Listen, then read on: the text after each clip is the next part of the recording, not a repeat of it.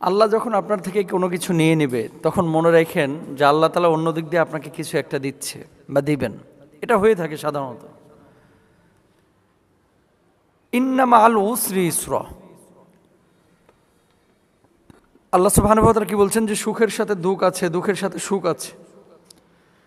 এই দুনিয়ার জিন্দগিতে এমন এমন কিছু ঘটনা ঘটে যে ঘটনাগুলো আমাদের বিবেককে নাড়িয়ে দেয়। দেখবেন বাপ মারা গেছে আজকে, কালকে আবার মেয়ের জন্ম।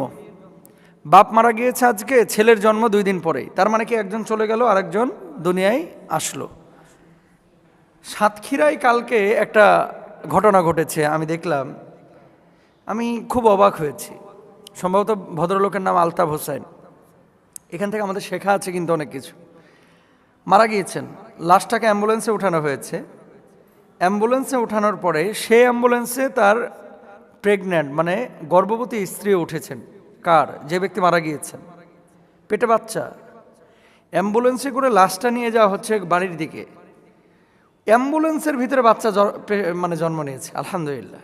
তাহলে একদিকে বাবা মারা গেল, আরেকদিকে আল্লাহ তাআলা সাথে সাথে আরেকটা নজরানা, আরেকটা হাদিয়া, আরেকটা অস্তিত্বকে অ্যাম্বুলেন্সের ভিতরেই কি দিলেন, পাঠিয়ে দিলেন।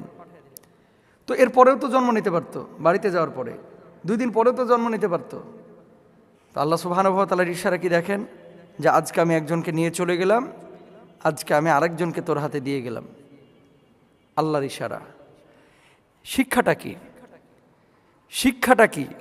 কাইফা তাকফুরুনা বিল্লাহি ওয়া কুনতুম আমওয়াতান ফাআহইয়াকুম। কিভাবে আল্লাহর অকৃতজ্ঞ তোমরা হও, কিভাবে আল্লাহর সাথে বেঈমানি করো তোমরা।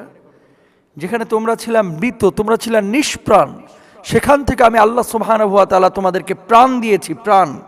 আবার তোমাদেরকে আমি মৃত্যু ঘটাবো। দেখেন, আসার সিরিয়াল আছে, যাওয়ার কিন্তু কোনো সিরিয়াল নেই।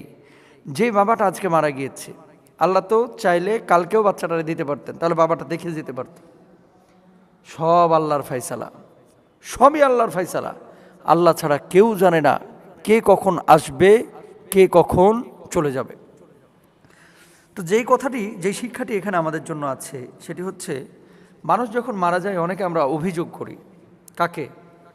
আল্লাহকে, যে আল্লাহ এই সময় আপনি আমার স্বামীটাকে নিয়ে চলে গেলেন। আল্লাহ, আল্লাহ আমার বাচ্চাটাকে কে দেখবে এখন? আল্লাহ আমার মেয়েটাকে এখন দেখবে কে?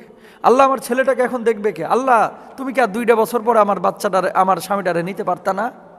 আল্লাহর 4টা বছর পরে আমার স্বামীটারে নিতে পারতা না? আল্লাহ, আমি এখন যুবতী মানুষ, আমার বয়স 33 বছর, এখনই আমার স্বামীটারে তোমার নিতে হবে কে? এইভাবে আল্লাহকে অনেকে অভিযোগ করে। অনেক স্বামী অভিযোগ করে, আল্লাহ আমার ছেলেটাকে এখন তুমি নিয়ে চলে গেলা।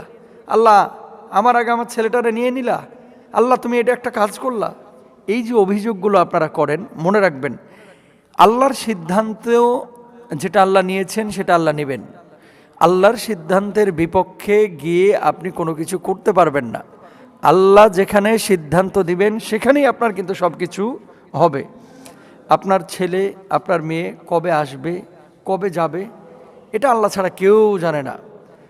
এজন্য রাসূল আকরাম সাল্লাল্লাহু আলাইহি ওয়াসাল্লাম একটা হাদিসের মধ্যে বলেছেন, খেয়াল করেন, সাউতানে মালউনানে ফিদ দুনিয়া ওয়াল আখিরাহ।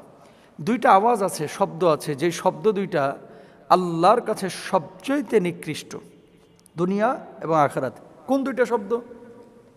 মিজমারুন আইন্দা নিয়ামাতিন, খুশির সময় ঢোল তবলা ব্যবহার করা, গান বাজনা ব্যবহার করা। বিয়ের সময় ডিজে পার্টি করতেছে অনেকে, খুশির সময়। জিপিএ 5 পেয়েছে, ঢোল নিয়ে নাচানাচি করতেছে। কোন একটা সুসংবাদ পাইছে, ইয়াহু বলে ঢোলের মধ্যে বাড়ি মারতেছে। আনন্দের মুহূর্তগুলো আমরা অনেক সময় গান বাজনা দিয়ে সারি। হারাম আপনার জন্য, অভিশাপ দেওয়া হয়েছে আপনাকে। 2 নম্বর, অরণ্যাতুন আইন্দা মুসিবাতিন, বিপদ আপদের মুহূর্তে প্রলাপ করা, বিলাপ করা। এই যে আল্লাহকে অভিযোগ করা, আল্লাহ তুমি এখনই বাচ্চাটারে নিলা কেন? আল্লাহ এখনই তুমি আমার স্বামীটারে নিলা কেন? আল্লাহ এখনই বাচ্চাটারে দিলা কেন? আল্লাহকে কোনো অভিযোগ করা হবে না, করা যাবে না। বরং আল্লাহ যা করেছেন আল্লাহর ফায়সালায় বা সিদ্ধান্তে অটল থাকতে হবে, প্রকৃত মুমিন হইতে পারবেন। যদি না থাকতে পারেন তাহলে প্রকৃত মুমিন হইতে পারবেন না। আল্লাহর আদালতে আপনাকে দাঁড়াতে হবে। অ্যাম্বুলেন্সে যে বাচ্চাটা জন্মগ্রহণ করেছে, আরেকটা ভুল কনসেপ্ট আমাদের আছে গ্রামগঞ্জে। দেখবেন অনেক বুড়া মানুষ বলে যে আল্লাহ বাপরে নিলা, এখনই মেয়েটা দিলা, এই মেয়েটারে দেখবে কেডা? ওই বুড়ি চাচি এবং বুড়া দাদাদের বলি, এই বাচ্চাটা তার রিজিক নিয়ে আসছে, এটা নিয়ে এত পেরেশানি আপনার হওয়ার কারণ নাই। আপনি তো 1 দিন 2 দিনও খাবার দিবেন না, খালি আল্লাহরে দোষারোপ করবেন। আর আল্লাহ তাআলা এই বাচ্চাটারে যদি 50 বছরের হায়াত দেয়, এই 50 বছরের রিজিক দিয়েই কিন্তু পাঠাইছে। কোনো না কোনোভাবে তার কাছে আসবেই, হয়তো বা সাময়িক কষ্ট হবে, কিন্তু আল্লাহ তাআলা ফয়সালা করে রেখেছেন। সুতরাং দাদাদের, দাদিদের, বুড়া বুড়িদের এত পেরেশানির কারণ নাই যে আল্লাহ তুমি নিলা আবার দিলা, এরে দেখবো কেডা, এরকম প্রশ্ন আমরা কেউ করব না। আল্লাহ তাআলা আমাদের সবাইকে বোঝার তৌফিক।